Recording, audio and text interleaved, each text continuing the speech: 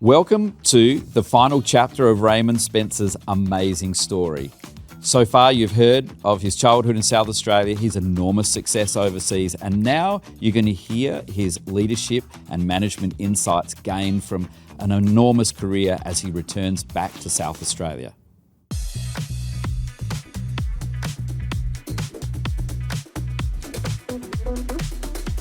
Welcome back to the CEO Advantage podcast. This is really exciting. This is our first Chapter 2 episode, and we have Raymond Spencer back.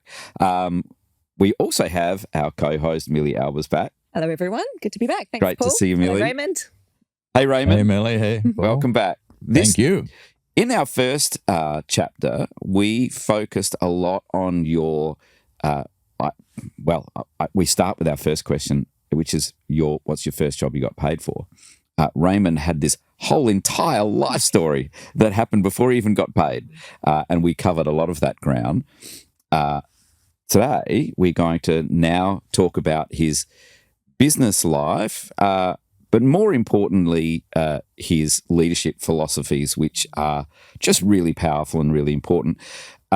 Raymond's furnished us with a draft copy of his manuscript of his book, which really allows us to, I wouldn't say cheat a little bit, but for Raymond, we can ask questions that he might not know we know the answer to otherwise, but we've given him the book. So at the end of today, we're going to go through 20 leadership lessons, life lessons that Raymond's got at the end of his book, which are really fascinating to unpack. So welcome, Raymond. Well, thank you. It's great to be back. It's great to have you back. And before we started recording, we were getting some fantastic Crows stories. For those of you who are not AFL fans or even follow AFL, Raymond and I are both diehard Adelaide Crows supporters, and we are minor premiers at this time, which will age this podcast, but who cares? We've gone from 15th last year to top of the ladder. Now we've just got to win the grand final. And I think that's the first time that's ever been done. First time it's ever been done.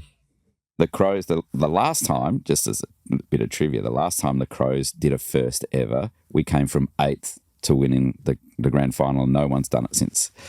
So it's a good omen. Good omen. Let's hope so. Let's start with again where we finished off. You paid yourself, but we had started talking about Kanbay,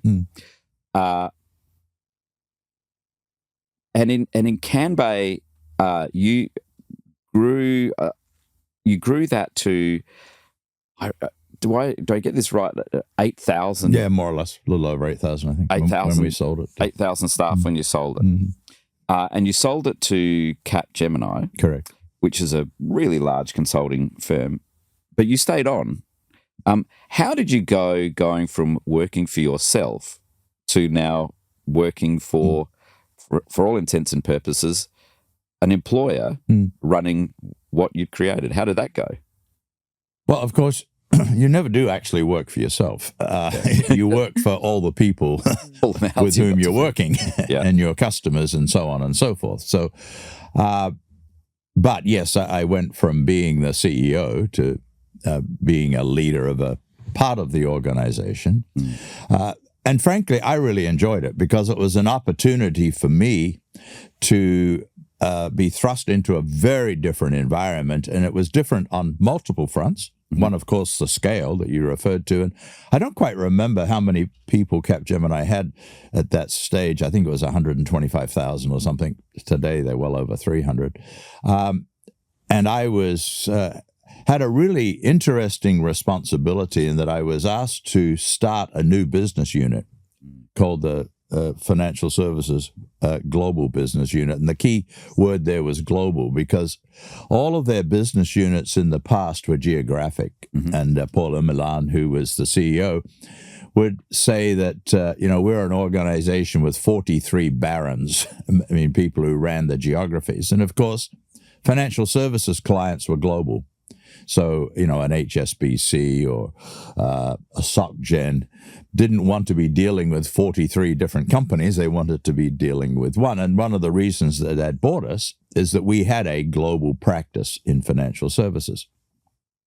And so he asked me to lead that, and I had this job with the help of Ayman Azat, who is actually today the CEO of Capgemini, to go to, say, the French organization and take 5,000 to 10,000 of their people, which didn't make me a popular guy. Yeah. We actually started with the Dutch, who seemed to buy into the idea, and then the French, and slowly did it. And so over the couple of years, I learned many things about operating in a big company. Mm-hmm.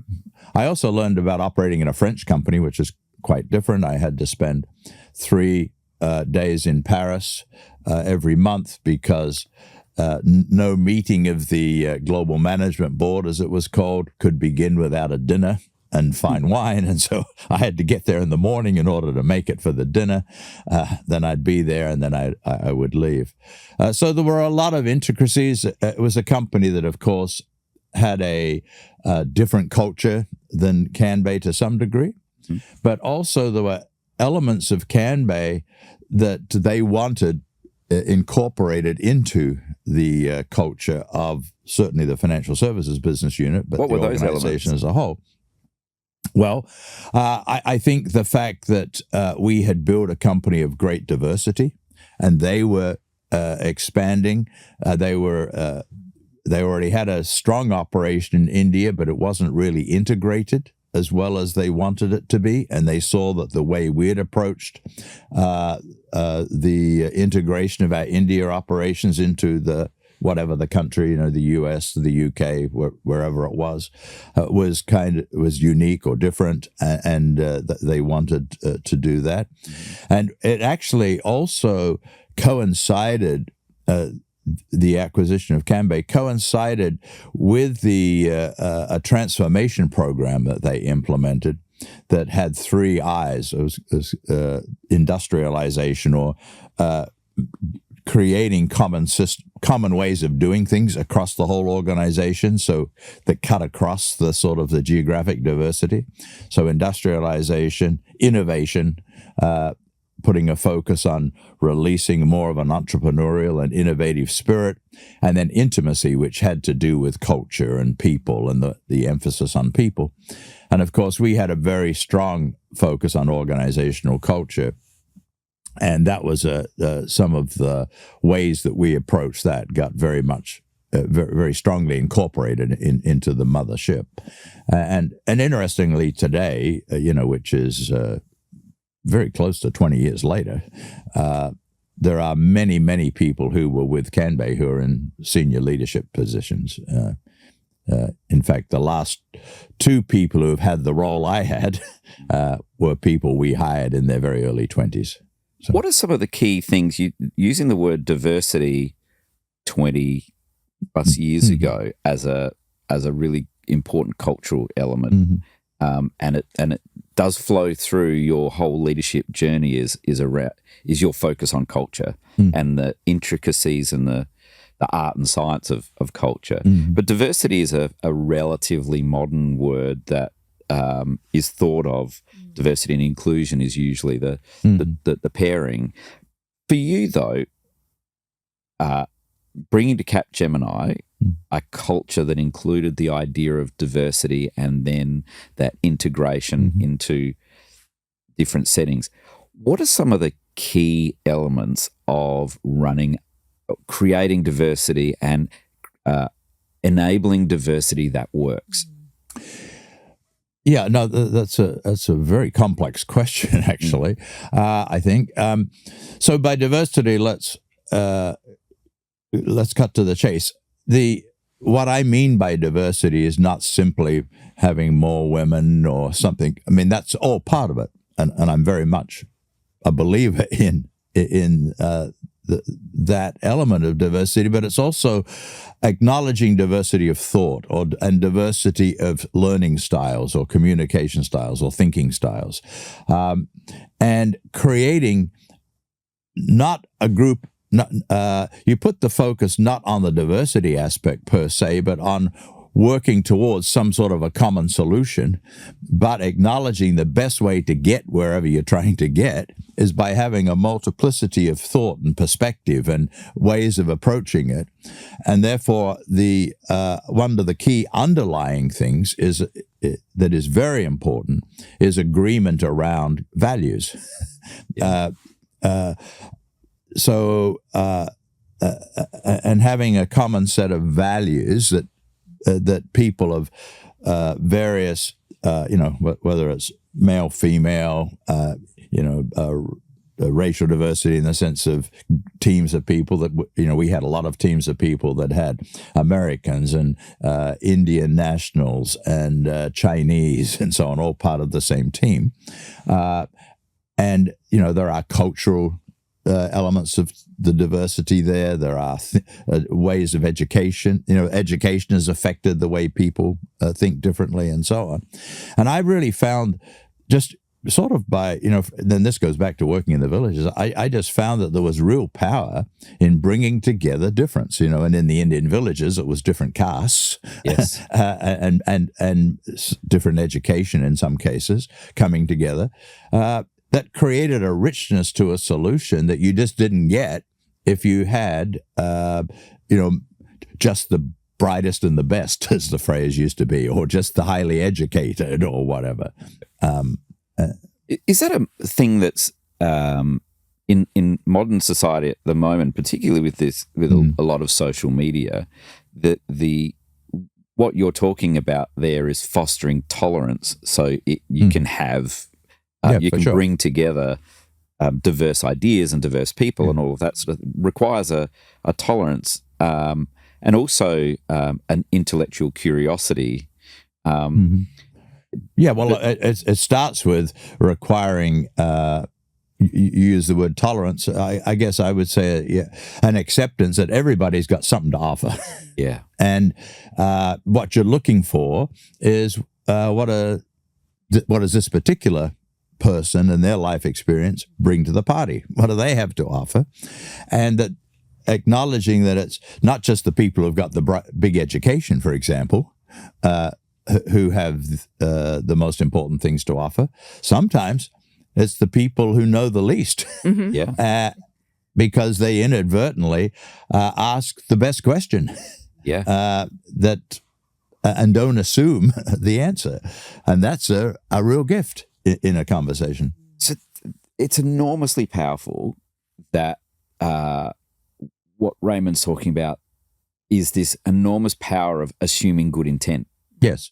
And in assuming good intent means that you invite people that may not have the education who ask the best questions. They can. Again, yeah. The other word you use frequently, both in your book and in your conversation, is around alignment. So it's not integration or sameness; it's alignment.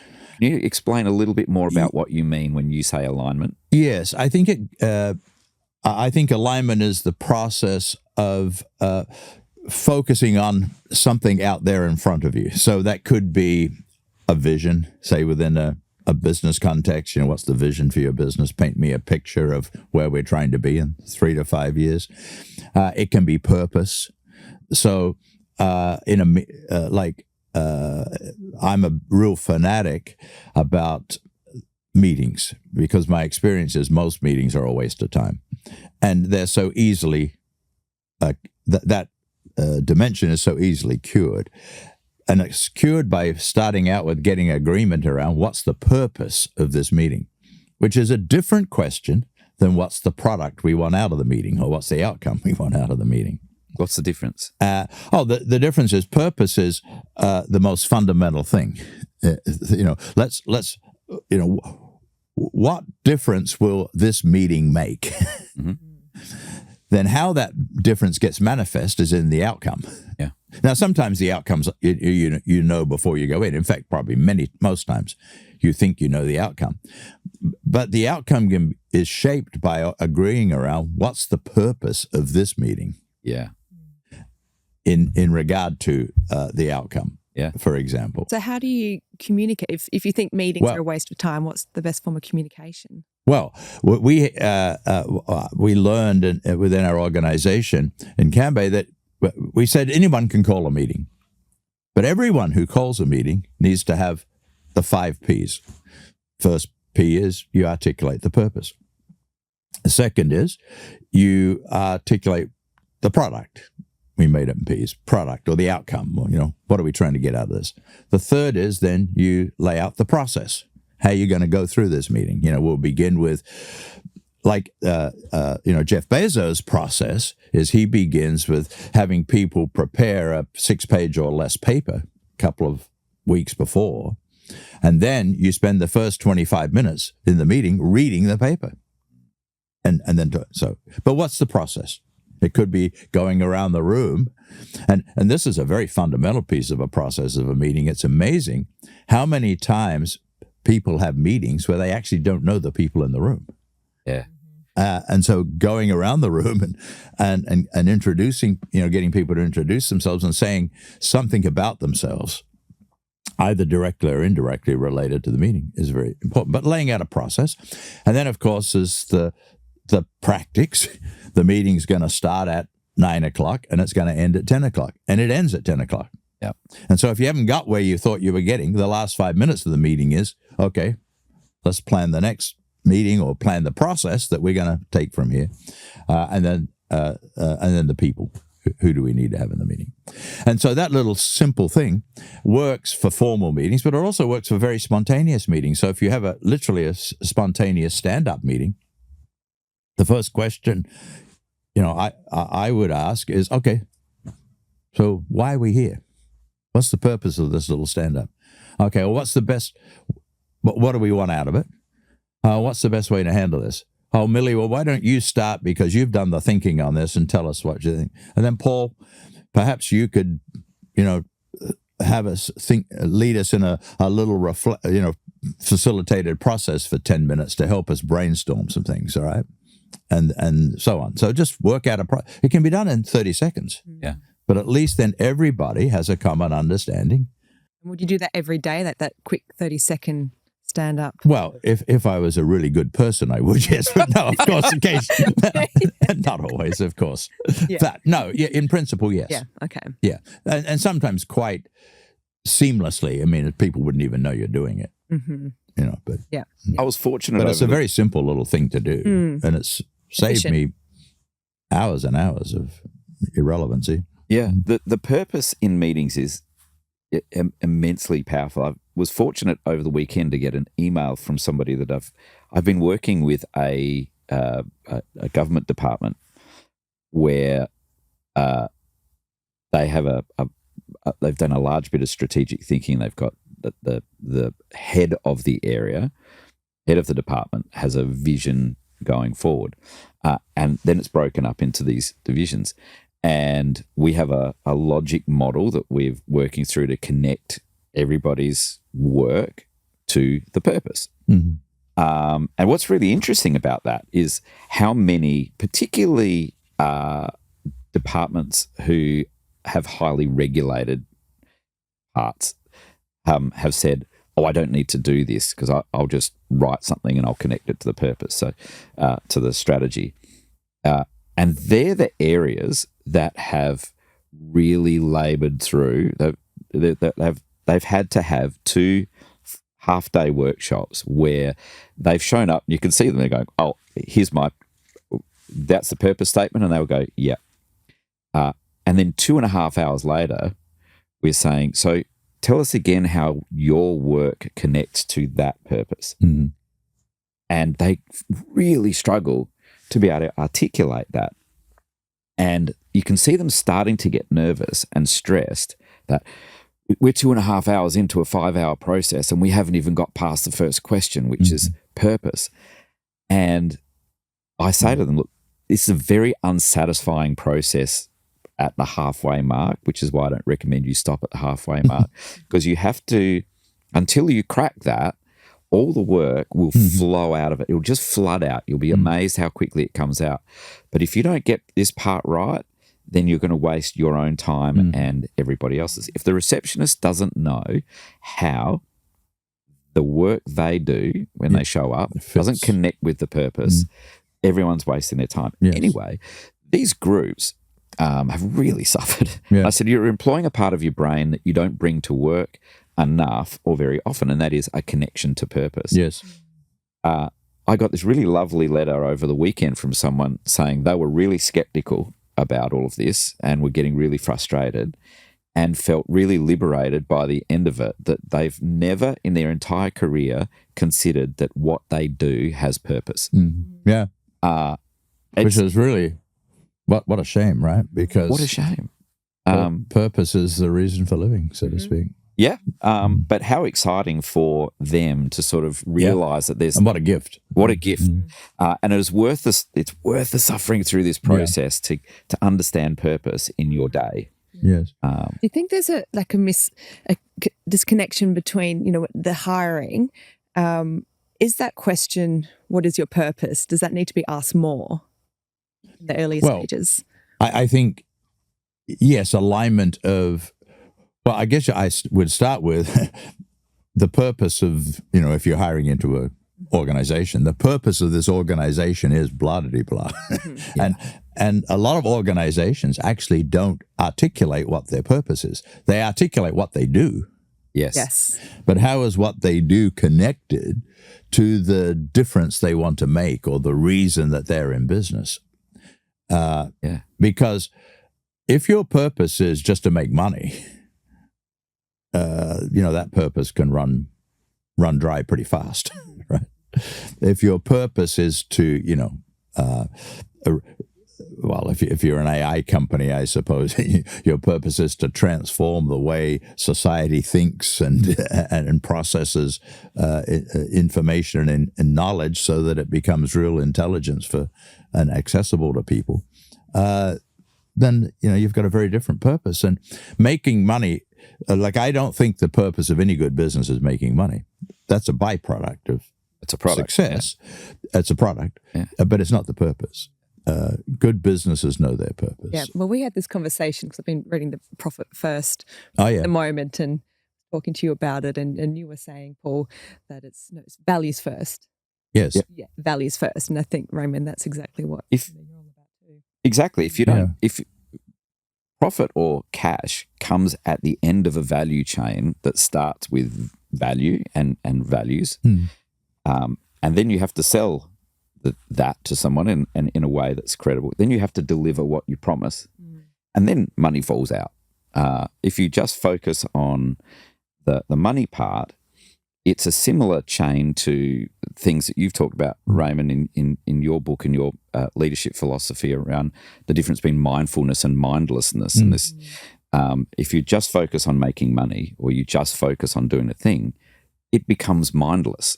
And so don't be surprised if you have a mindless, inconsiderate culture. And if you run out of energy, therefore, because it doesn't fuel you. Yeah.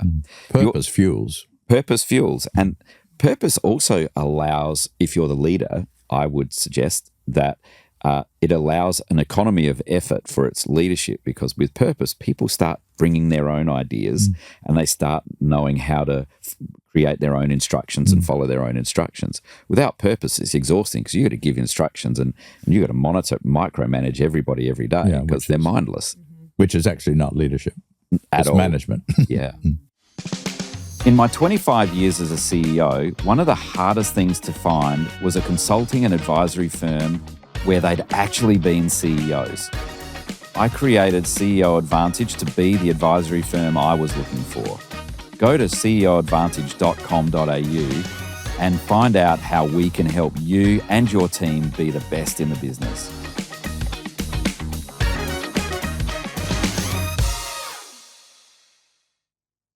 The other word you used was values, and we'll touch on that. But there's lots of organisations that have had baby woodchuck consultant come in and go, let's do a strategy and then let's write values on the wall or on your website or whatever. And you see the values and they're just 5 words, very similar 5 words. But if you ask the person at reception or in the warehouse. What do those values mean to you, and what do they not mean to you? If they can't answer, then the values are not there. What do you mean by values in an organisation when you say it? Well, I guess I talk more about operationalizing the organizational culture. And so what do I mean by an operationalized organizational culture? Well, the foundation is purpose and values. So purpose is, a statement about, why, what is it that you're in existence for, right? But then the question comes, what are the values? Another way of saying what values are is, what do you hold most important? Yeah. What are the things that are most important to being successful within this organization? Because that's a simple way of describing why it's important. If you don't know what it takes to be successful within this entity, you're going to be out of alignment. So in Kanbay, we had 7 values. Interestingly, the work I've been doing with the Young Crows players, for example, the Year 1 to 4s, we've worked with each of them have been working on what their core values are as a person.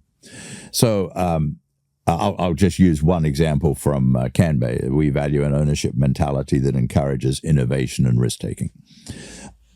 So, that kind of rides on something you said a bit earlier, right? Yeah. That if you act as an owner, if the reception is acting as an owner, if that's their mentality, then they do things very differently. Yeah. So the first is getting agreement around values, and the values tend to be more eternal, right? So within the Kanbay process, it probably took us, a couple of years to really fix on them. They were, I would say, the 80-20 rule, they were 80% there in the first month. Yep. And then we played with them a bit and a little bit the language. But after a while, we froze them. And we said, okay. And it was always fun, we would never do a meeting, or I would never do a meeting where I didn't refer to some value.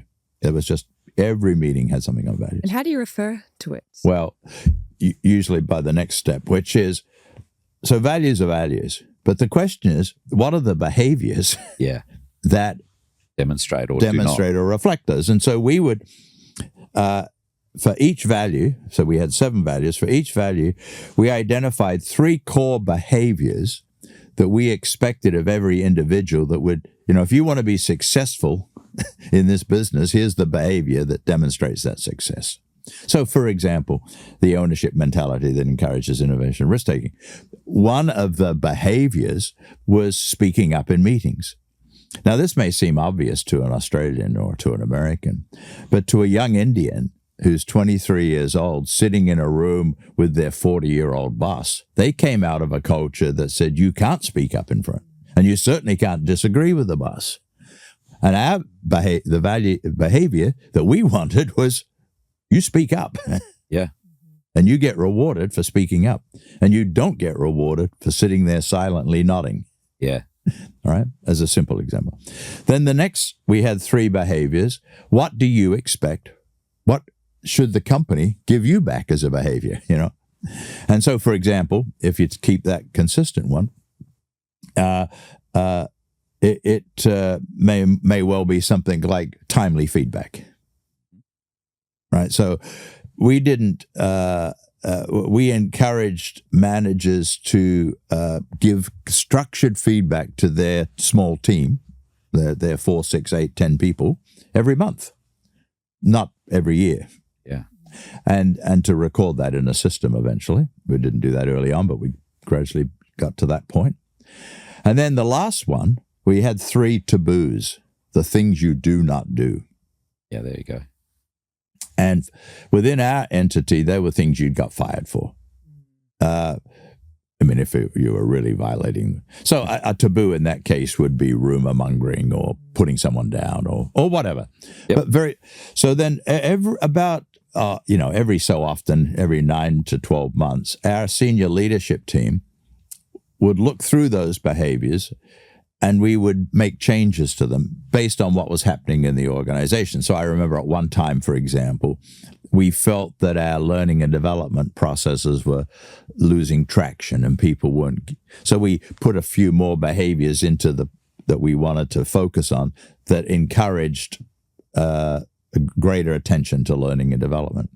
So whereas the values stayed consistent, the behaviors you could move. Now, over the course of 10, 15 years, I don't know this, but I imagine probably 40 to 50% of the behavior statements stayed the same the whole time, and 40 or 50, 60% were different. We'd move them. But the fact that as a senior leadership team, the top 7, 8, 9 people in what became a pretty large company would spend a half a day to a day going through this as that team, analyzing, okay, what are the behaviors that we're seeing that we want to push back on, or what are behaviors that we're not seeing that we want to encourage, and then this would be published, and everybody would. And what you're not saying that the only behaviors are these 3. Of course, you can have 100 behaviors that reflect that value, but these are the ones we want to emphasize as the business.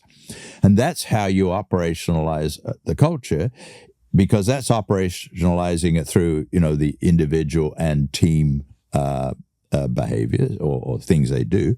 But then you also look at your systems and processes, and do they reflect those? So, for example, we empowered people very much in the area of taking responsibility for their time, which, time sheets in a kind of a business we were in were really important, but also their expenses. And we had a very high sign-off level just on your own expenses. We trusted people because that was a value. If you're an owner, you can be trusted. Mm-hmm. And so you didn't have to get approval to spend $20. Again, the assume good intent, living in that idea of trusting people. And the reality is, where good intent was not displayed, it wasn't someone at my level that had to deal with it. Their peers dealt with it. Yeah. They called it out. Yeah. Because they're the ones who saw it. Yeah. It wasn't the person in the finance office who was processing, the expense payments. It's enormously powerful. That if you remember the one of the things for nearly 20 years at SYC, when me going to every single induction was for every new person to hear the 3 ways to get fired, and they'd be like, "But we're about to start." And so let's talk about the 3 ways to get fired. If you're spectacularly incompetent, we'll help train you, but if you stay that way, you got to go. If you break the law in a way that is outrageous, you're out. And the third one is if you gossip about your work colleagues, you've got to go. Yeah. The part to that, though, of doing that at the induction was to say, you're about to go into our organisation and old people are going to try and tell you how things work around here. Mm-hmm. If they work at deviance from what I just told you, it's your job to call it out because you're new and you can see it. The old people can't see it anymore, so you have a service to them to do. How would they call it out? Oh, we talked about that. It's a great question because people would ask that. We'd say, you just look at them confused and say, "I thought we didn't do that around here." Yeah. That's often that's enough as of an alarm bell to go, "Oops." Yeah, and so exactly that was why. Thinking about and putting a spotlight on various behaviors was important because, as you said, you get into patterns. Like it's one of the things I'm struggling with is to remember what I said in the last podcast and this one. But one of the roles of a CEO, I always felt, was that if God doesn't give you a crisis in your business every 2 or 3 years, your job as CEO is to create one because you get into patterns and you need to blow things up a bit, or a lot often. And what that does is allow you to rethink and more appropriately then put the pieces together so that they'll be relevant for the time you're in versus the time you were in. And the fact is, yes, you get lazy. I mean, businesses get lazy. You fall into patterns of unconsciousness. You want to shake the organization awake and say, well, let's reassess this.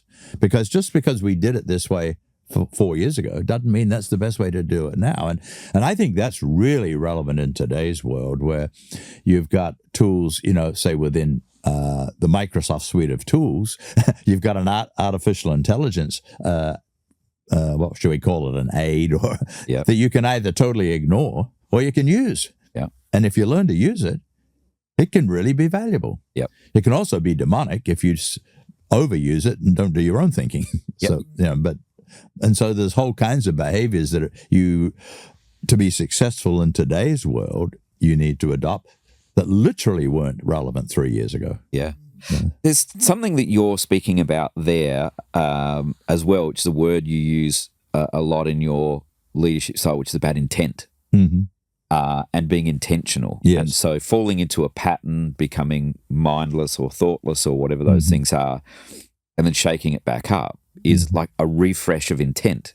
Yes. Can you talk about how important intent is, not just in a work environment, but you talk about it in your, what you refer to as your encore career thinking as well, but this idea of intent. Can you speak about that? Yeah, well, intent and intentionality. So I think it begins with the small things. And I think intentionality manifests itself in doing the small things well. And so one of the things I learned with ICA in the very early days of seminars was the way they'd set the room up. So the room would be set up very intentionally. The room would be set up in a way that said something special is going to happen here. And there were certain things that were always consistent. One was a centerpiece. So often the room would be set up in, like a rectangle, and there'd be a hole in the middle of the table, and there'd be a small table in the middle, and the small table in the middle would have a beautiful little centerpiece. It might have been flowers. It could be different things, right? But then the room would be set up so that if there were 22 people coming to the meeting, there were 22 chairs, and they were aligned perfectly around the table. And then in front of every chair was, we'll say, a pad that was positioned identically, with the pencil positioned identically in relationship to the pad, and the water glass positioned so that you walked into the room and said, well, something important's going to happen here. Yeah. I mean, the environment. So people would say could be a little bit anal or something, but it set a context for seriousness that was really profound. And so I learned that. in dress style. I think you've made fun of the fact that I always have a pocket handkerchief. That's something that comes out of a beautiful a D.H. Lawrence poem about the whiteness of a wash pocket handkerchief. But a pocket handkerchief for me is just a symbol of intentionality. Yeah. I'm ready. Yep. And it's not always white in my case, but that's just my symbol. Yeah. It's got nothing to do with I think it looks fancy. It for me is a symbol. Yeah. That my armor is in place to go out there and meet the day. So then intentionality gets played out. It gets played out in the environments you set. And you just think about how many meetings you go to where you enter the room of the last meeting. Yes. And it looks, the chairs are disorganized. And what's it saying? What's it communicating? Yeah. So, and then it plays itself out in all kinds of things. And I'm kind of fanatical about that. It comes through in what, your reputation is what people say when you're not in the room. And one of the things that people mention about you, Raymond, is that intentionality. And there's a story within your book when you're thinking about Hentley Farm and bringing to the conversation with Keith around, well, we're going to actually do some planning ahead to see if this is going to work. Yeah. Can you talk about, again, you get what I call baby woodchuck consultants saying, let's do a strategy. But what Raymond actually does is strategize from the start to look at scenarios. Can you talk about how you bring intent to planning. Yeah, no, that's yes. Well,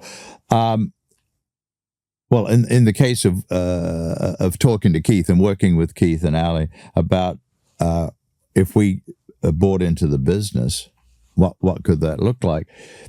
It only made sense if we were aligned around, how we saw the business evolving, and if we were bringing something to the table, and I had had the experience of visiting the Napa a lot and had seen the ways that some of the smaller, higher end wineries had built memberships and so on, and felt that was a key to differentiating Hentley Farm from everybody else. A lot of people have members of Rockfords, have had it for years, right? And it's a core of their business, but a lot of wineries don't.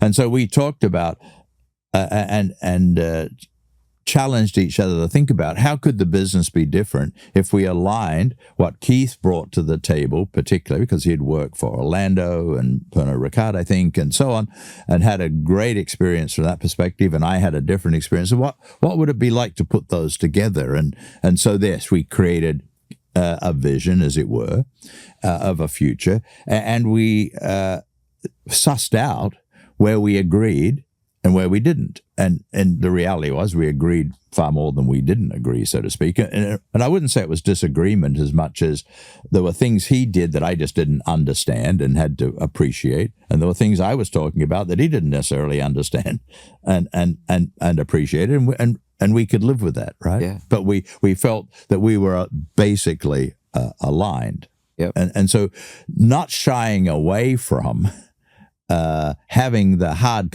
which some people see as hard conversations early, I think is an element of this intentionality, right? Just as going back to what we were talking about earlier, of talking about purpose of a meeting, like. Well, the beauty of your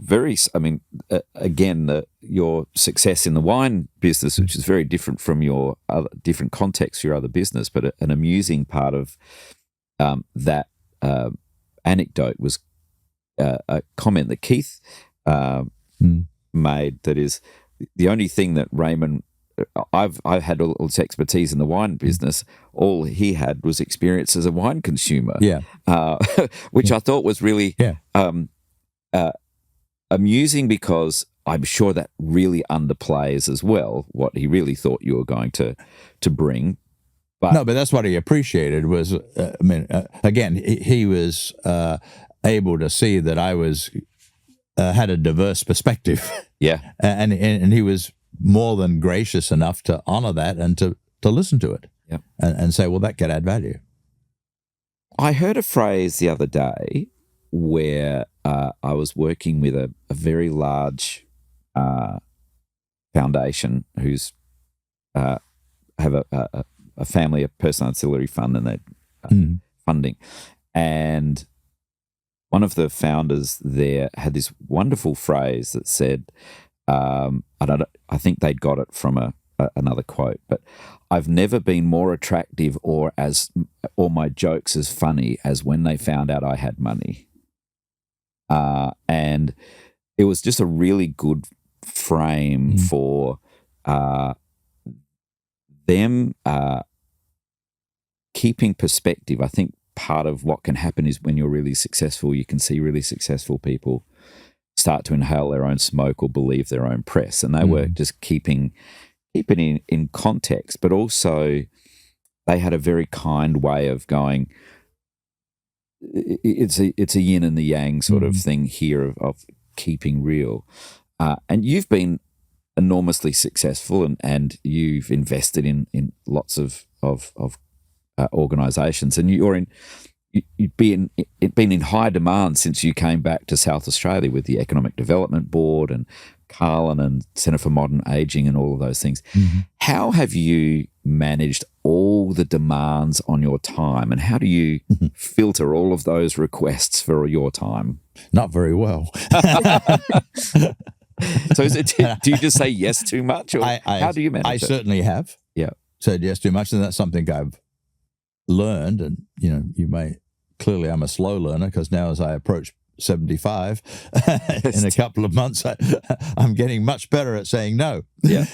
But interestingly, because my propensity is to say yes, I actually created a little paragraph that I carry in my notes on my phone for when someone says, we really want you to join our board, or could you chair this? I've now got a script. Would you like to share what the script is? Well, I don't have my phone with me. No. Nice. No, I mean, but basically is the script in short is, I would love to, because I think, or if I would love to, I would love to, because I think what your organization is doing is really important. Yeah. But I'm not in a position where I could give it what it deserves. Yeah, and I have learned through past experience of overcommitting that if I do things because I really love it, but I'm not in the position to do it well, it actually is not helpful. Yeah, it's incredibly. I mean, that's the summary version of because it's of the no. It's stressful not knowing that what you could contribute. But if you've got all these competing interests where you've and of course sometimes you get carried away with what you think you can contribute. But yeah, that's true. We're getting to the end, but I want to cover the 20 ideas that you've got at the end of your book, which you refer to as an epilogue. But which is even more beautiful is this is the way that Raymond expresses it's at the end of his book. If you do get the chance to read it, it's not out. But even when you're talking to Raymond, you get this wonderful sense of generosity. And he says in the title of the epilogue is "What I Hope You Take With You." Which is just a beautiful way of phrasing what he shares in the last 20. And I want to ask just a brief thing about each of the 20 for listeners of our podcast to take away with them, if that's okay. Yeah, sure. As long as you help me remember all 20, because but it's interesting how I came at this, right? Because and this is, I hope I'm not throwing you off here, but I'd written the book, and through the book, there were lots of learning, that I tried to share. And then I'd also been keeping a sort of a list of, so what have I really learned? And how do you talk about that? And, a number of people have done, lists of life learnings and so on. And so I had maybe 25, 30, something like that I'd sketched out. So I put those into an AI platform. And then I put the book in, and I said, here's my list of 25. What life learnings do you think come out of the book? And it was very interesting. And these 20 are not exactly what came out of the platform, the AI platform, but it was very helpful to have the AI platform do a scan of the book. And then to compare them to what was my list. And so, yes, I got these 20, and I own all 20 of them. I don't blame the AI platform for the 20. They are. But it's amazingly difficult, actually, to compile a list like this. And so that, for me, was a great example of how a good artificial intelligence platform can really help you with your own analysis. Yeah. Because and as I said, there were three of the learnings that came out that I just didn't resonate with and crossed out. And there were some that didn't have that I thought were really important. But most of them I had anyway, and they just. I think what it does as well, though, it speaks to one of the things that came up early in the first podcast episode, and early in our conversation, which is your focus on to know what you know. Yes. And this was almost, as I read it, was like a stock take on, here's what I know. Here's what I know. Yeah, right. No, because, yes, I had said I thought that was one of the most difficult things in life, is to actually know what you know. Yeah. So the first one is write down what's really important to you. Yeah, and that's around values. Yeah. So it's one thing to have the values in your head. It's another thing to actually take the trouble to write them down. And then to look at them and change them and so on and so forth. And it's interesting.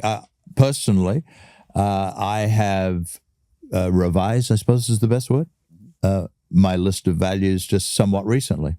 And most of them were consistent with my earlier list that I'd written down.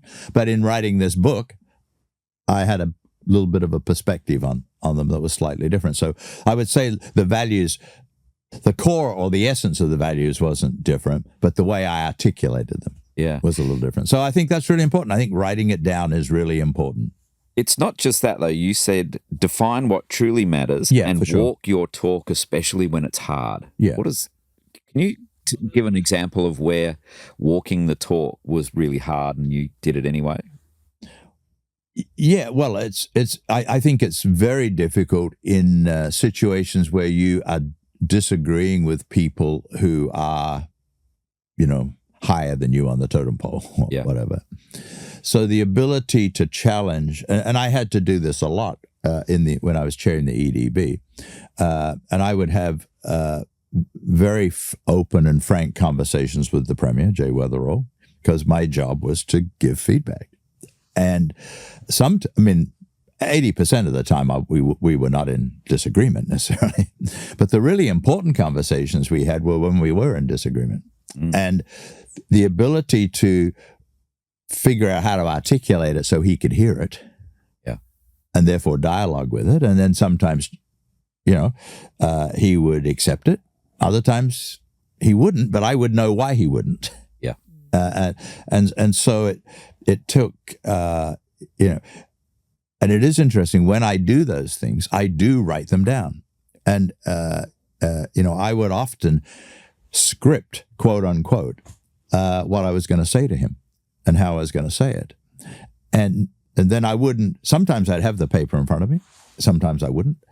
I wouldn't read it per se. But actually, I felt he was pleased to see that I'd thought about it enough that I'd written it down. Yeah. And it wasn't a weakness that I'd written it down. It was a strength.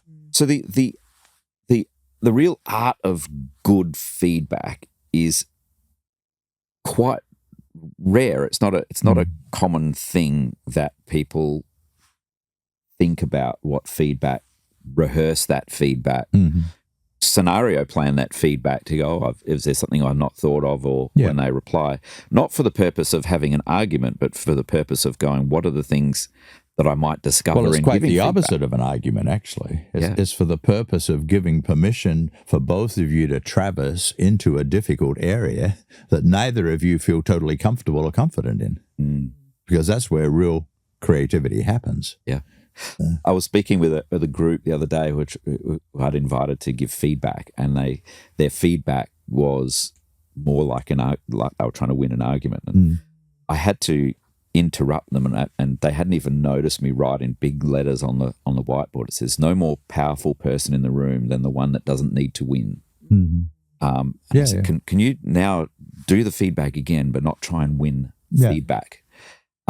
And it was quite interesting how hard that was for them to sort of go, what does this mean? It says part of feedback is be quiet for a moment. Well, the irony is, of course, is if you have to win, then you actually don't give a damn about the feedback. You're just wasting your time. Yeah. I mean, it's setting the table so that, in fact, you can have a different meal than either of you planned on. That's beautiful. So your second one is own your life fully. You say, everyone is a leader, even if only in their own life. Embracing an ownership mindset and being proactive shape who you become. Yeah, I think this is a really fundamental point. And it goes up, well, it so happens I use that value of Kanbay, the ownership mentality one. Or, there's a great book on leadership written by a couple of Navy SEALs called Extreme Ownership. There's many things written about leadership around the fact that leadership begins with owning your own stuff. Yeah. And that doesn't mean owning the bad stuff. It means acting as if, you're in charge of your life. You own your life. And with that, you take responsibility for the good, the bad, and the ugly. But it's, and different people, respond to that differently. There are people who take I'm not qualified to speak up, or I'm, not of the right status to speak up, etc.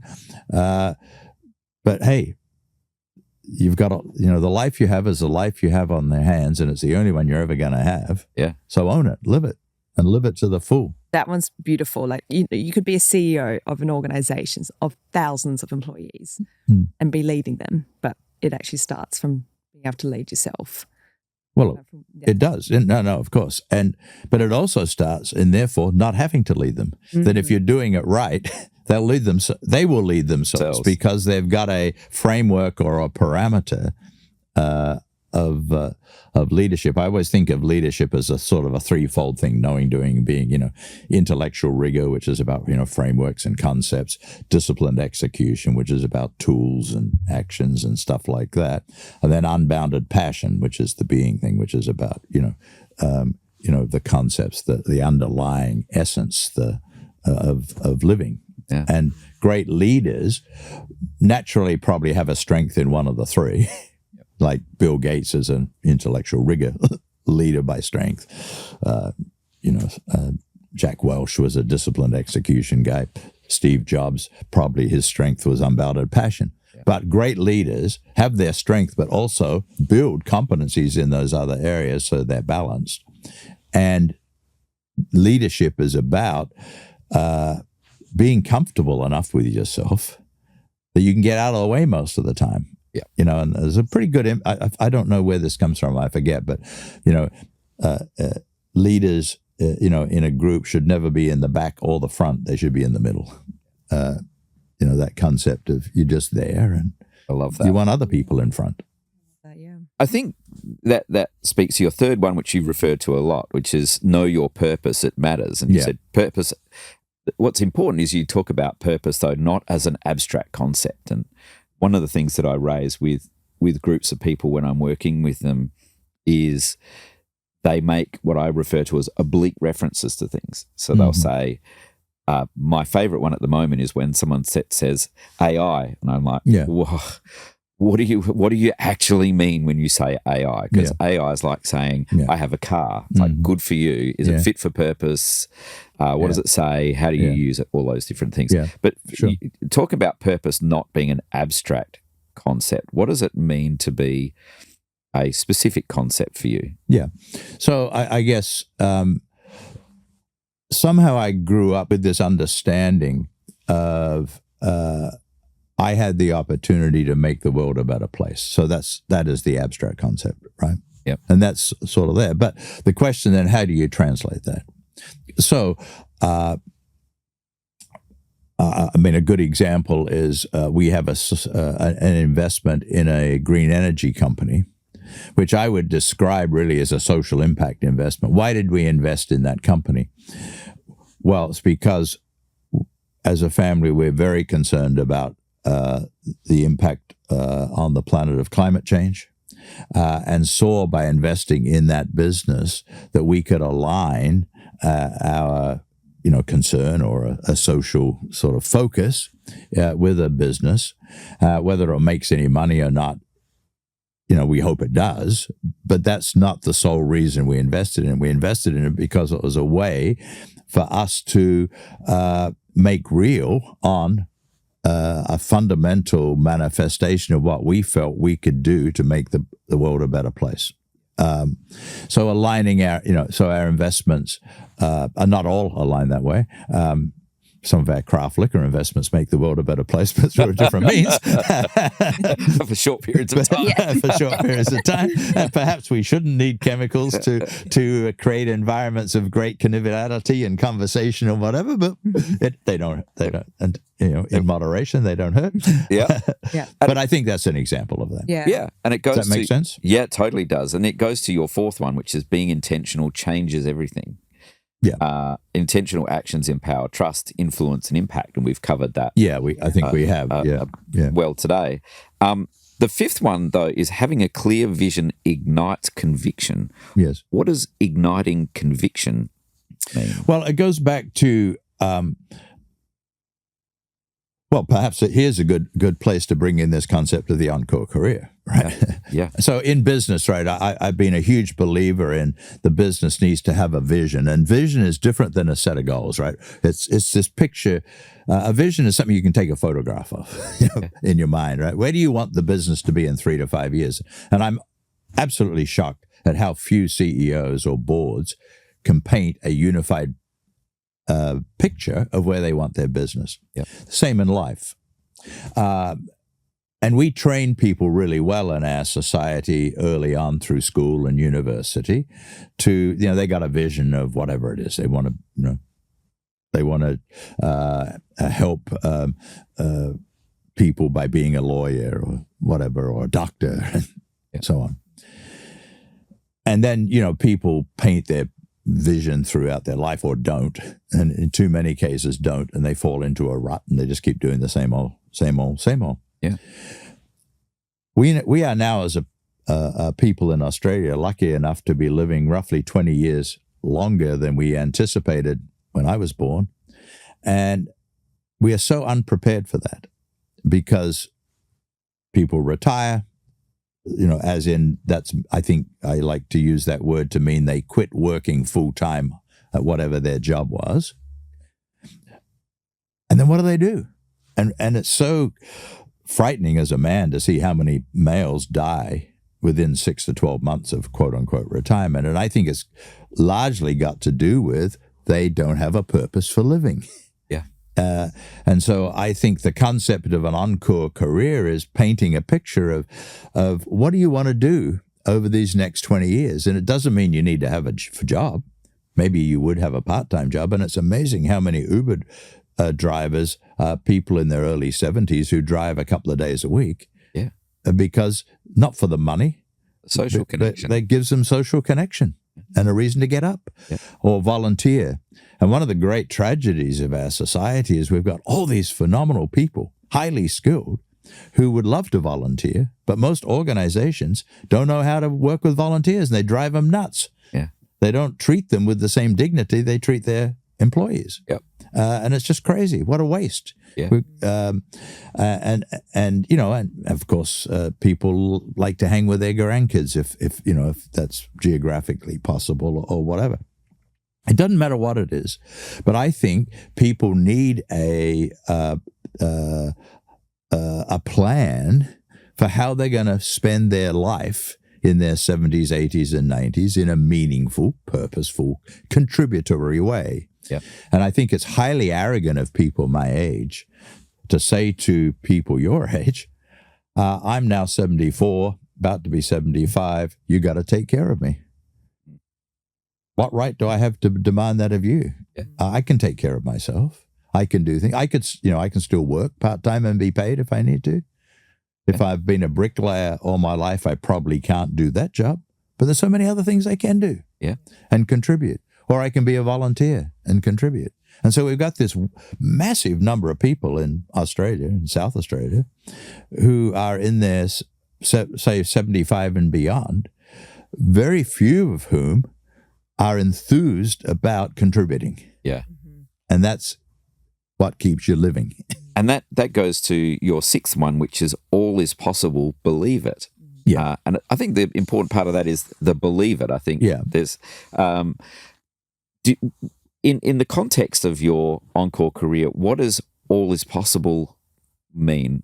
In your business life, all is possible. You could see and how you really exploited that in a positive way. Sometimes that word has negative connotations, but from an academic point of view, it's really about maximizing and optimizing it all the time. What does all as possible look like, and believing it in a encore career? Well, that's a really good question. And one I don't know that I just certainly don't have a quick answer to. I think that it's around. As an older person, it's possible to do anything, right? And so the antithesis of that would be getting caught in the old stereotypes of, okay, well, I'm older, therefore I'm fragile. Well, yes, you will become fragile potentially, but that doesn't mean you're worthless, and so on. So I think I think I always think of the all as possible as you meet a challenge in life. All as possible says, hey, I can solve that challenge. I can figure out a pathway forward through that challenge. And it's going to be very different as a 75-year-old than it is. But this dominates other learnings that will come, like lifelong learning, for example. Yep. The necessity to keep inquiring, to keep challenging yourself. Yep. I think that. In a different part of the book, I in my last chapter, I kind of lay out the 5 things about aging that I think are important. And the 5th one is that you continue to put yourself in positions where you're uncomfortable, because being put into a position where you're challenged and uncomfortable is actually really healing and helpful. One of the things that at the end of my dad's life, he was... used to say he was uneducated, but was one of the most intelligent people I'd ever, and well-read people. Late in his life, when they said he had some illnesses that could kill him, they asked him what he wanted to be more comfortable in life, and he said faster internet. yeah, I get that. That was his thing. It was like faster internet. It doesn't work fast enough for me to keep learning all the things I'm trying to cram in before I go. That's great. Beautiful. Yeah, it was amazing. Yeah. Number 7 was take time to reflect. No matter how busy life gets, take regular moments to reflect on where you've been and where you're going. Your phrase here is, it says, wisdom grows in the space between reflection and action. Yeah. What's the space between reflection and action? Well, you can get busy acting. You can also get busy reflecting. Yeah. Or thinking. Yep. You can get so caught up in your thoughts That's so you true. don't have time to act. Yeah. And you actually don't have time to think. Yeah. And so I guess that's where things like meditation or going for a quiet walk. I mean, I have done meditation throughout my life at times, but I'm not someone who meditates, 30 minutes a day every day. Yeah. But it's a practice that I can draw on. But I also go for walks. I also am someone who just needs to sit by myself, etc., and just clear out all the crud. And I think out of that, creating space, creating aloneness, creating focus. Whether it's focusing on the breath, whether it's going for a walk and listening to the birds as you walk. I mean, it just drives me nuts when I see people who walk on our farm with their headphones on. I mean, they're missing the power of the walk, which is the voices of nature. It's amazing how noisy silence is, and not engaging with that. It's a lot to do.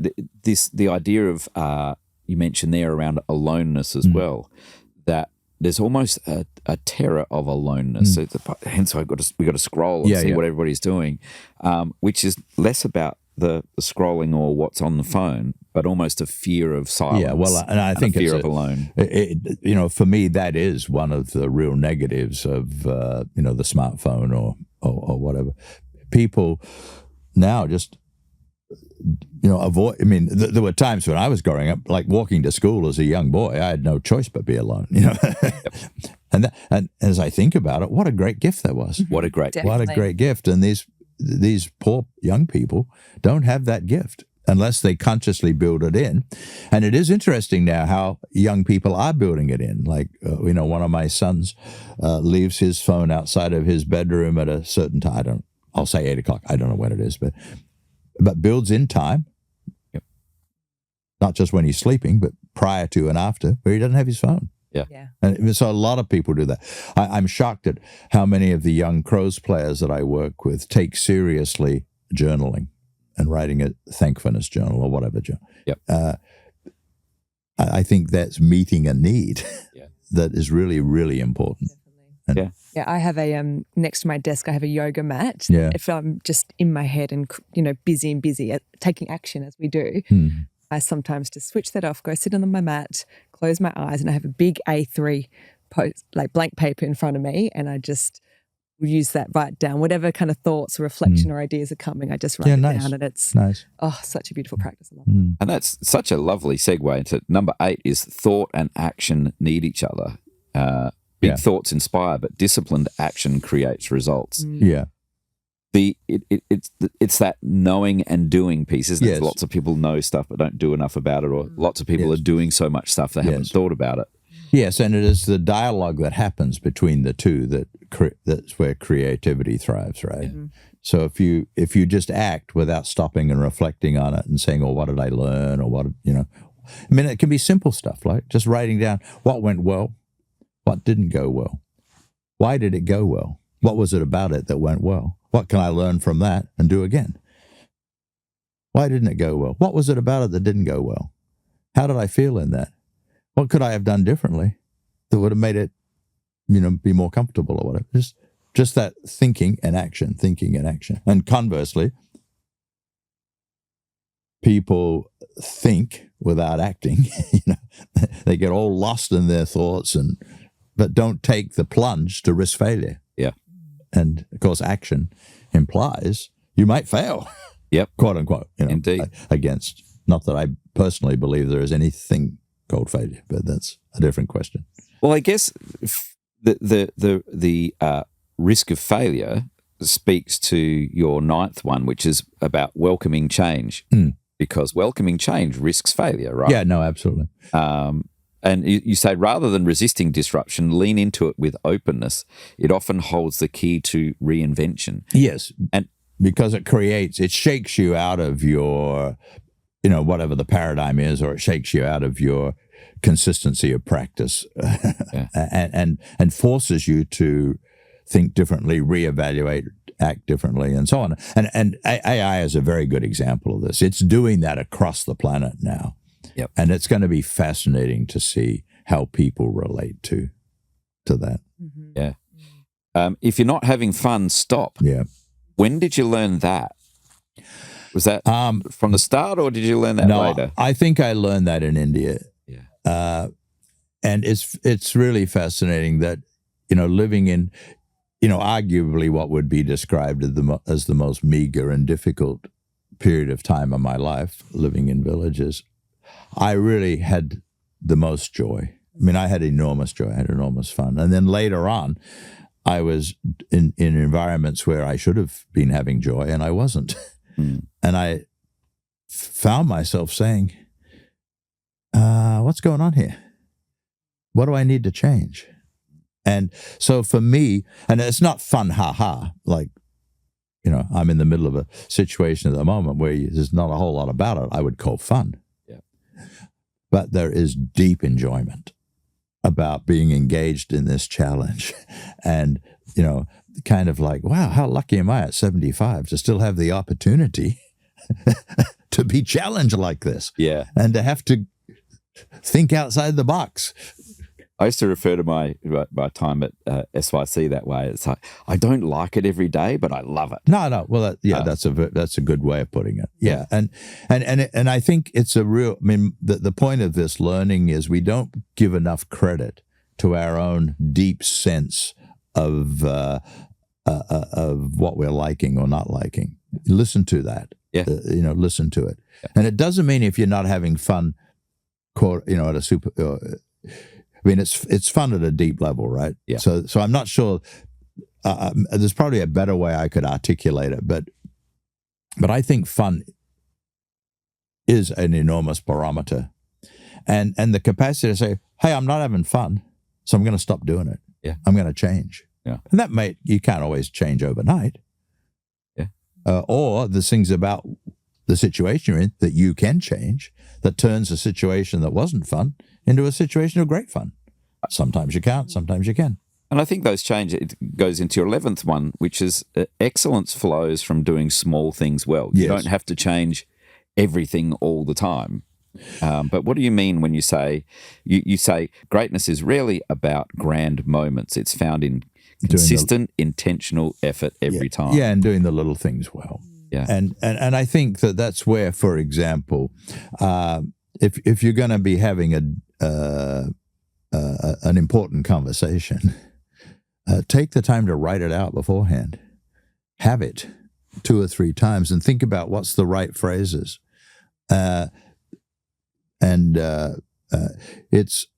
It's why when I guess when I was chairing the Economic Development Board, I had to make a lot of speeches, and I was always really conscious about the way I said things, right? Because it wasn't my job to embarrass, say, the government, but it also wasn't my job to just be a yes person for the government.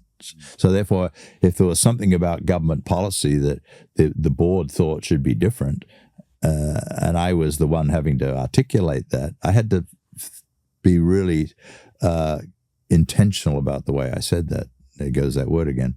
But and so this lesson is, it's in the little things, as of doing it well.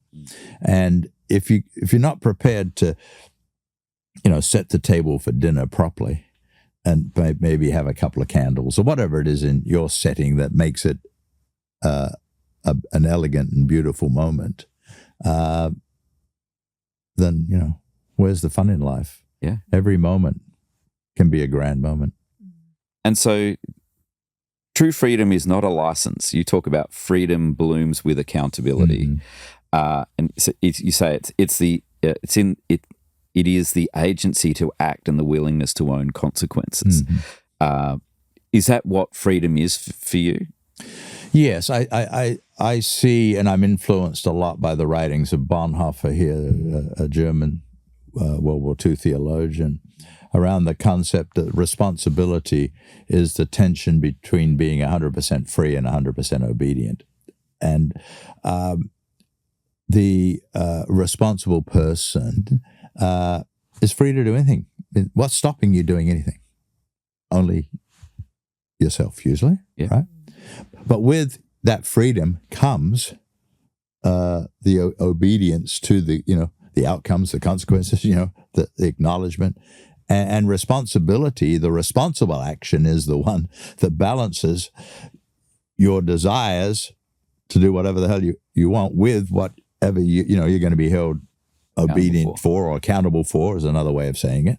And then figuring out how to act in that obviously unlivable tension. Yeah. And that's the theological kind of concept around, in the Christian environment, of the Holy Spirit. Living a life with the Holy Spirit is living in this irreconcilable tension. Yep. And so it's a cop-out to go either path. Yes. And, some people live their life so trapped by obedience to, society's rules, or their standing in life, or their education, or whatever. Or they live such a laissez-faire, to hell, let the chips fall where they may, and both are demonic. Yeah, you can see there's a since COVID, this sort of outbreak of people deciding that they live outside the rules, and warnings of how that's actually dangerous because it spirals away from that balance that you're talking about. Yeah, and so it's that balance that's the key. In looking past differences, we see each other is your 13th reflection. While differences can be stark, shared humanity runs deep, and there are fundamental aspects of life that are common in all. Have you seen? Are you seeing that is in looking past differences, we see each other in the current world state? Is that something we're losing sight of? Oh, well, certainly I think some societies and leaders are very much losing sight of it. Yep. I would hope we haven't lost sight of it here in Australia. I think the concept of a multicultural society is a social framework for this concept. But it's so easy to I think this begins by being aware of the paradigms that are deep in consciousness. And I first got exposed to this when I went to the United States as an 18-year-old and lived in an all-black community. and I'd grown up in a very white environment here in the 50s, early 60s in Australia. But I had this picture because someone was black, they were different. And then I got to work with and live with black people, and so they weren't different at all. I mean, they were different in certain aspects, but it wasn't because they were black. Yeah. And then going to India, I got it again, and then and within India, the different castes and all of that, and so I was really lucky in that I got exposed to this very early on, and it challenged. But I think you have to become conscious. So I used to make I think I still do make a statement that's very provocative, and I would say I think we're all racist. That doesn't mean I have to act racist. Yeah. Doesn't mean I have to think. But I have to start by saying I have a propensity to put certain people in certain boxes. Race being one. Yep. There's all kinds of prejudices I have. My first step to dealing with that is to acknowledge it. Yep. The second step is then to move beyond it and embrace whatever that is. And I think we have to be honest with ourselves. And a multicultural society can only work if we're acknowledging of the goodness of all people, which is, and all of that good stuff, but also acknowledging the deep multi-generational paradigms that I've inherited, which I don't, intellectually fully understand how all that works. I can't give you a good articulation of how I live the traumas of my ancestors particularly, but I believe there's something there that's real, and I just need to be conscious of that. Yeah. And, and one of the traumas that I live is that inherently white people are smarter or better than others. Well, I've learned a lot in my 74 years to know that just ain't right. That's ain't true. Yeah. There's a phrase that came out of I don't know if it was Wilfred Owen or one of the war correspondents from World War One, and it was just a really elegant phrase, and it was that all blood runs red. Yeah. No, I think, and there are, lots of other phrases too, like everybody puts their underwear on one leg at a time, all that kind of stuff. But yeah, exactly, all blood runs red. And a great teacher of mine had this analogy around religions, because his concept was, whether you're a Christian or a Buddhist or a Jew or Muslim or whatever, if you fall down the well of Christianity or you fall down the well of Buddhism or Islam or a Muslim, you actually reach a common water table of consciousness. Yeah. That each had their own stories and images that reflect the depth of life, but it's reflecting that one depth of life. Yeah. And so, yes, all blood runs red. Yeah. We all tap into that same well stream of consciousness that is the undergirding of every life. And that depth leads into your 14th one, I think, which is lead with trust. It changes everything. Yeah. Trust is the foundation of relationships, which is, again, what you talk, including, would I challenge that including trust in yourself? Absolutely, and that's the hardest trust. Yeah. It's easier to trust other people than it is yourself. But yes, I mean, I have learned, and I have occasionally been burned by this too, right? So this is not being naive, but my thesis is far better to assume a trust of the other person you're dealing with, whether that's in a business negotiation or a deep conversation or whatever. Just start with trust. Yeah, my fundamental belief is people come from a good place. Yeah.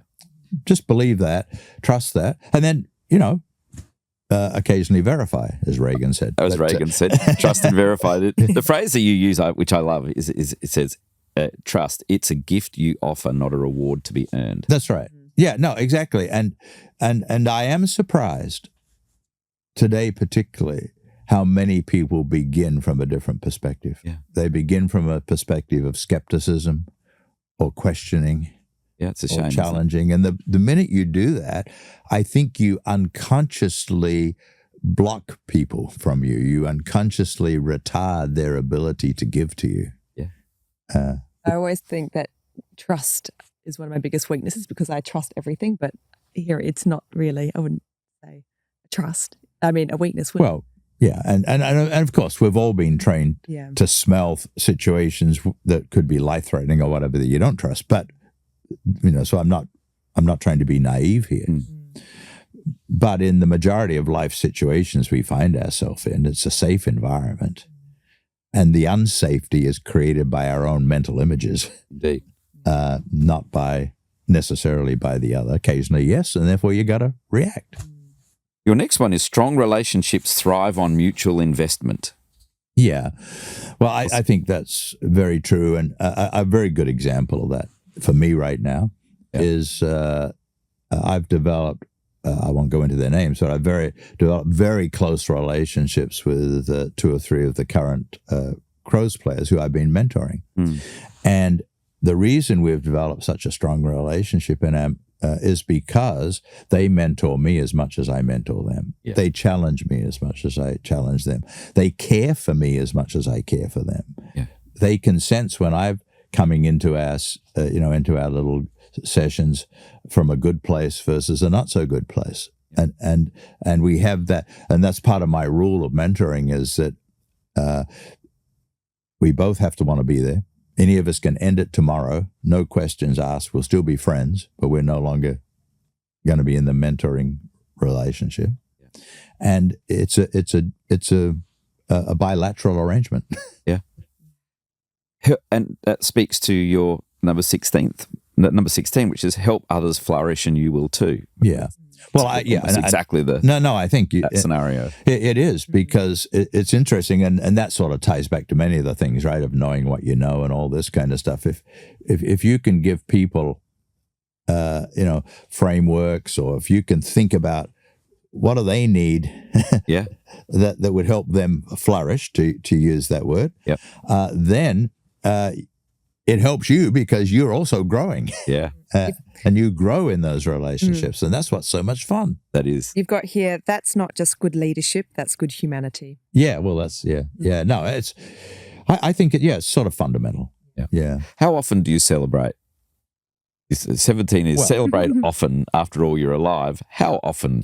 Yeah, I try to have a lot of fun. I mean, I do try to have fun and celebrate and acknowledge, again, I'm not as good at it as I'm not perfect at these things, but I do think it's worth pausing and celebrating the fact that this big, small, or indifferent thing happened. Yeah, and it's a great thing. Yeah, and so yes, it's why I enjoy going out with people and having fun. That I work with and. Having fun, reflecting not on what we work on, but on who we are as people, and is celebrating another way of expressing gratitude. Yes, I think that's synonymous in the way I'm using the word celebrating. Yeah. Stay hungry to learn; it keeps you vibrant. Yeah, I think this is really, really, really important, and a bit like you were saying about your father. Yeah. I don't have a formal tertiary education, but I feel like I've got dozens of degrees. Yeah.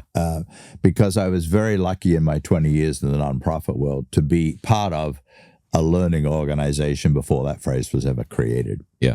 And so I got taught skills of learning. Yep. And I caught the virus of learning. I just saw the power of that, and caught that disease, so to speak. Yeah. And I experienced the benefits of it. It allowed me to go places and do things that I would never done. So I am not and how easy it is today. How lucky we are. I thought the internet was great 5 years ago. Now you put into whatever your AI tool of choice is, the most dumb little question. And it starts provoking, and it sends you to reading things, or it's so easy to learn. Yeah. And so, but learning is not just. It's too many people, I think learning is just about the first step of getting the information, sort of the objective level. Mm. That's not learning. That's just getting drowned. Learning is the process of, getting the information and then reflecting on it, deciding how you feel about it, understanding the emotion of it, and all of that. And then learning is taking that, what we'll call the objective information and your reflections, your emotion, your opinions about it, and interpreting it, figuring out, okay, what is the real learning? What's it really saying that's relevant to either me or to the situation that or the organization or whatever. And then the most important thing about learning is the decision. So what am I going to do with that? Mm-hmm. And so many people just drown in learning. Yeah. And they don't actually, and they maybe get caught in the second stage of their relationship to it. They feel good about it. They dislike it, whatever, their emotions, they tap into all that. But they don't go the third and fourth step, which is to say, okay, here's how I'm going to apply it, or here's the relevance of this for me, or the relevance of this for this situation, or whatever. And often I find that comes by writing. It takes, you got to kind of write that out. I find myself writing little things out. Just last night I wrote a thing on the terrible train wreck that we're in this country on climate policy. Yeah. Because I've been getting a lot of stuff and thinking about a lot, and I interpret, and I sure know what I'm going to do about it. I mean, I've got that very clear, but we won't go into that. That's another day. Well, that speaks to this that phrase that there's more harm done by indecision than wrong decision. Absolutely. Absolutely. Not making a decision based on what you learn is just. Well, the great thing about making a wrong decision is you can always make it right. Yeah, you can make it right. Make another one real quick. But if you don't make a decision and don't do anything, you don't learn. You don't go anywhere. Yeah. The 19th one, we've got two more. Talking about your death teaches you how to live. I love these ones. Amazing. Tell us about that. Well, I could talk for a long time about this. And I learned about death, again, in the villages of India, where, we had the only vehicle. And so if someone died away from the village, we would take the Jeep. I'd drive the Jeep. We'd go pick up the body, bring it back. And in the Hindu tradition, the body is brought to the home. It's bathed by the women. It's dressed in a kuta, put on a stretcher with flowers, and taken to the place where it's burned, the pyre. And it's just a very deep but mundane thing. The body gets put down over here while you go build the pyre.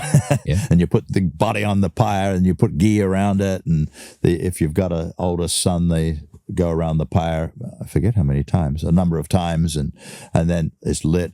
And then you stand around and you wait until you hear the skull pop, which is the symbol of, the release of the spirit to the next life. And of course, the reincarnation and all that. But one thing you experience of that is when you die, you're dead. Yeah. And in Western society, we avoid talking about death. Somehow, what is it about death that we refuse to confront? And you know what I think it is? It's life.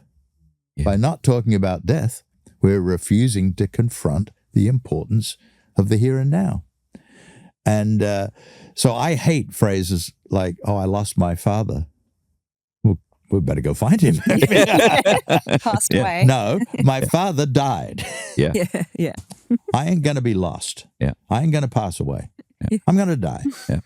Now, what happens after that? Different people have different ideas. I don't really know. And that's where I love the Kazan Zarkas quote of, we come from the deep abyss, we go to the deep abyss, and the luminous interval is called life. And the only thing I know for sure is the life bit. Yeah. And so by refusing to talk about death and confront death and the fact that we will die, I think we're avoiding talking about the ownership of our life. And that's Raymond, a great tragedy. Yeah.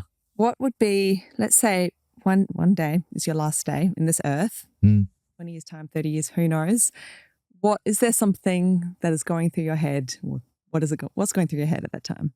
Oh, well, I've thought about this. My ideal last day would be to be conscious enough, pray that happens,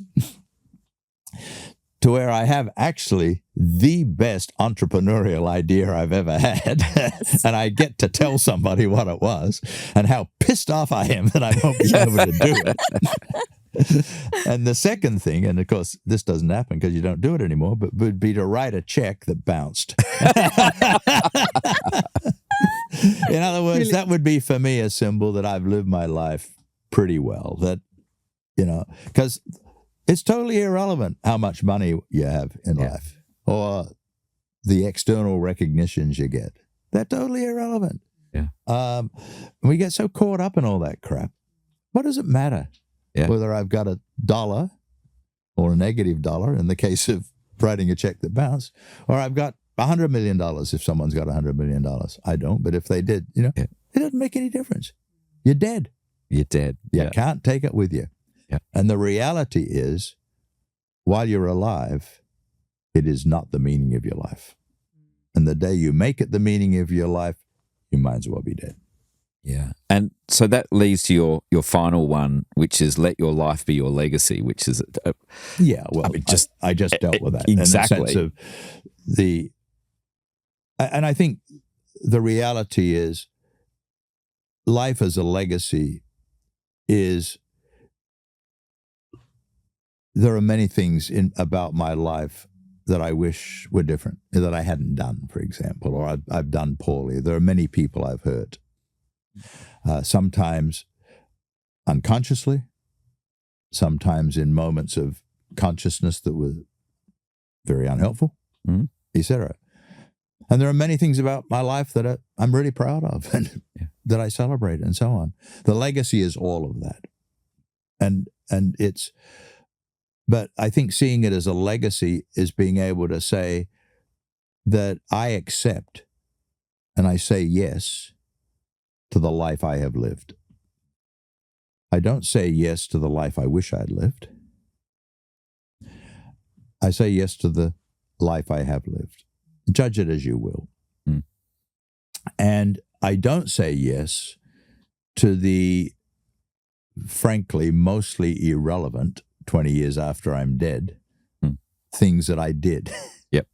Or accomplishments, or that get manifest and say things like how much money you have or what car you drove, or all of that's pretty worthless. And again, I go back to where I started. If, in fact, I just did a speech to some Indian business people, and I say this really, really honestly, and people look at me and think, he doesn't mean it. But if I had no money, I could be just as happy, because the happiest times in my life have been when I had no money.